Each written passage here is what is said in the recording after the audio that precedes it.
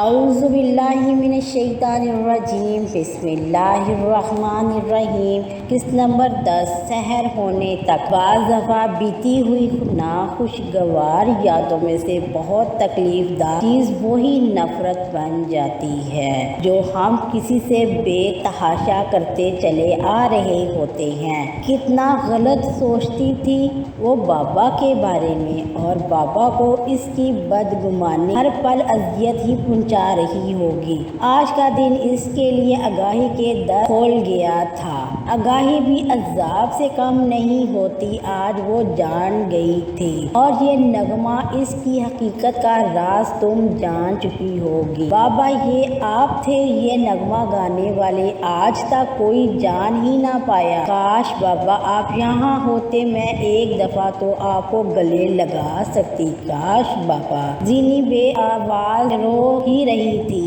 آج رازوں کے فاش ہونے کی رات تھی۔ زینی کو دن نکلنے سے پہلے ساری حقیقت جاننی تھی۔ سامان میں ایک خون آلودہ دوپٹہ بھی تھا اور بابا کی خون آلودہ جیکٹ۔ وہ جان چکی تھی کہ ماں بھی اور ماؤں کی طرح دھرتی پر قربان ہو چکی ہیں، اور بابا اس سے آگے اور سوچ ہی نہ سکی تھی۔ ڈائری کے چند پیج ہی پڑے تھے زینی نے کہ اسے لگا تھا کہ اس کی جان ہی نکلی رہی ہے، وہ مر رہی ہے۔ کتنا بڑا دھوکہ ہوا تھا زینی کے ساتھ۔ اس کی آنکھوں میں خون اترنے لگا تھا۔ جس دھرتی کا دکھ اسے خون کے آنسو رلاتا تھا وہ اس کی جنم بھومی ہی نہیں تھی۔ اس نے امڈیلنے والے آنسو گاڑ ڈالے تھے۔ اسے آنسو بہا کر دکھ کو بہانا نہیں تھا، بلکہ اندر لگی آگ کو مزید ہوا دینی تھی۔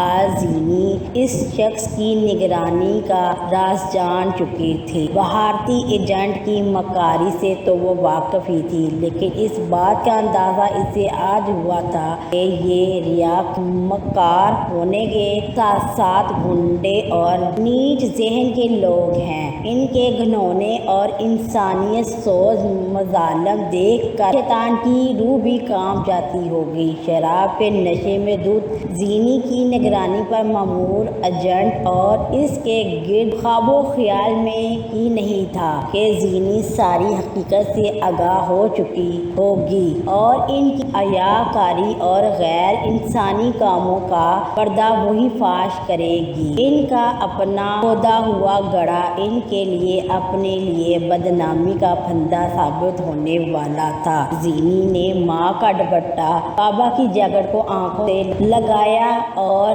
دیوانہ وار چومنے لگی، اور جب تک کر نڈال ہوگی تو معاذ کی ہدایت کے مطابق سب کچھ جلا دیا اور راکھ پانی میں بہا دی۔ داؤد طے کیے ہوئے وقت کے مطابق صبح ہی پہنچ گیا تھا۔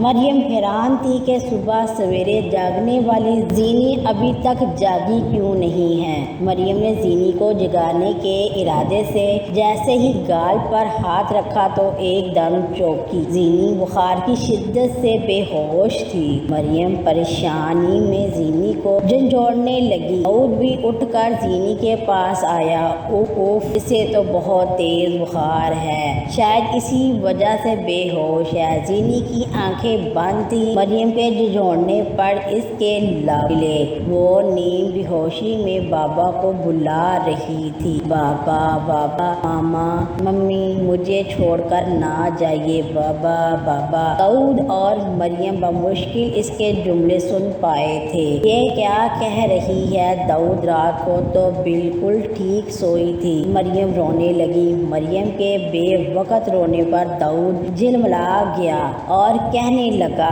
بن ساون برسا، یہ رونے کا وقت نہیں ہے، جاؤ برتن میں پانی لاؤ اور کوئی کپڑا بھی۔ بخار کی وجہ سے ایسی طبیعت ہوئی ہے، بخار کم ہوگا تو کچھ بتا سکے گی۔ داؤد کی بات سن کر مریم نے آنسو پوچھے اور پانی لینے کے لیے بھاگی۔ داؤد جان جان گیا تھا کہ زینی کو کوئی صدمہ لگا ہے۔ زینی کے ہاسٹل سے کچھ فاصلے پر گاڑی میں بیٹھا شخص داؤد کے دماغ میں پہلے ہی خطرے کی گھنٹی بجا چکا تھا۔ داؤد نے مریم کی پیلی پڑتی رنگت دیکھی تو پانی کا باؤل اس کے ہاتھ سے لے لیا۔ لاؤ مجھے دو باؤل، میں پٹیاں رکھتا ہوں، تم جا کر چائے بنا لاؤ، زینی کو میڈیسن بھی دینی پڑے گی۔ لیکن داؤد مریم نے کچھ کہنا چاہا لیکن کچھ نہیں، معمولی بخار ہے، ابھی اتر جائے گا۔ داؤد مریم سے کہا پانی کی پٹیاں رکھنے سے اور میڈیسن دینے سے زینی کی طبیعت خود سنبھلی تھی۔ شکریہ مریم، شکریہ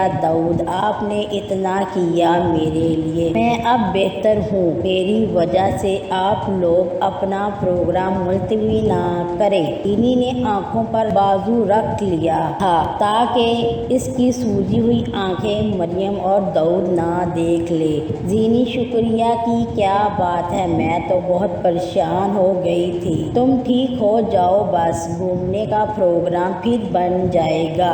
مریم نے زینی کا ہاتھ اپنے ہاتھ میں لیتے ہوئے کہا اور زینی کے لیے سوپ بنانے کچن میں چلی گئی۔ زینیہ، آپ کے ساتھ کوئی مسئلہ ہے تو آپ مجھے بتا سکتی ہیں۔ مریم کے جاتے ہی داؤد نے زینی سے کہا۔ زینی کام سی گئی کہ کہیں اسے کچھ پتہ نہ چل گیا ہو۔ مریم نے آپ کو بتایا نہیں کہ میں پاکستانی آرمی میں ہوں، یہاں چند کورسز مکمل کرنے آیا ہوں، مجھے میجر داؤد احمد کہتے ہیں۔ داؤد نے زینی کے سر پر بم پھوڑ دیا تھا۔ زینی نے ماتھے پر رکھا بازو ہٹایا اور میجر داؤد کو گھورنے لگی۔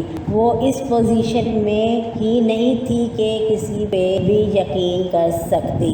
زینی کی سرخ آنکھوں میں دیکھتے ہوئے داؤد کا دل شدت سے چاہا تھا وقت تھم جائے اور وہ یوں ہی زینی کی ان آنکھوں کو دیکھتا رہے۔ زینی کو مسلسل اپنی طرف دیکھتا پا کر داؤد نے بمشکل نظریں چرائی تھی اور کھڑکی کے پردے ہٹا کر کھڑکی سے باہر دیکھنے لگا۔ انشاءاللہ نیکسٹ پارٹ نیکسٹ ویڈیو میں لے کر حاضر ہوں گی۔ امید ہے کہ آپ کو آج کی ویڈیو اچھی لگی ہوگی۔ پلیز میرے چینل کو لازمی سبسکرائب کر کے میری ویڈیو کو لائک اینڈ شیئر کر دیجیے گا۔ اللہ تعالی ہم سب کا حامی ناصر۔ اللہ حافظ۔